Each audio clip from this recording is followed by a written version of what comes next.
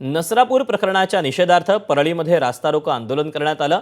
सरकारनं लाडकी बहीण योजना करण्यापेक्षा स्त्री सुरक्षित योजना आणावी अशी मागणी आंदोलनकर्त्यांनी केली। आम्हाला पैसे नको, सुरक्षितता हवी अशी मागणी करण्यात आली। छत्रपती संभाजी महाराज चौकात समस्त परळीकरांनी रास्ता रोको आंदोलन केलं।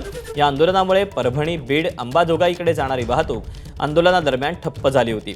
या आंदोलनात सहभागी झालेल्या परळीकरांनी आपल्या संतप्त भावना व्यक्त केल्या। राज्यात आणि केंद्रात भाजपचं सरकार असल्यामुळे नवीन कायदा करून त्याला फाशी देण्याची मागणी यावेळी आंदोलकांनी केली।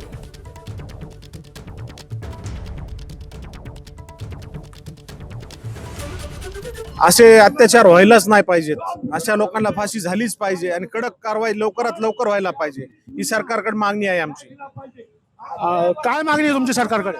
त्या नराधमाला फाशी दिलीच पाहिजे ही मागणी आहे। कारण की याच्या आधी सुद्धा त्यांनी गुन्हे केलेले आहेत, गुन्हे करून सुद्धा तो सुटलेला आहे। त्याच्यामुळं आता त्याला माफी नसावी, लवकरात लवकर त्याला फाशी द्यावी। न्यायिक मागणी अशी आहे की ह्याला आळा बसला पाहिजे, कायमचा याचा इलाज झाला पाहिजे। कारण काय एखाद्यावर बलात्कार होतो, मग जात पात धर्म घेऊन आपण आंदोलन होतं, पण खऱ्या अर्थानं जर का आपल्याला आंदोलन करायचं असेल, आपल्याला सरकारला आम्हाला मागणी करायची आहे की आपण कायद्यामध्ये दुरुस्ती करावी। नराधमाला आता आमच्या ताब्यात देणं गरजेचं आहे। कारण नाही का आता सरकारला विनंती करणं वारंवार आम्हाला कंटाळून गेलो होतो। सरकार हे म्हणायला सुद्धा आता आम्हाला लाज वाटायला लागली, कारण आमच्यावर एवढे अत्याचार व्हायला लागलेत लोकांवर। छोटे छोटे बाळ आमचे चाललेत, कशामुळे चाललेत की तुमचा कायदा बदल नाही।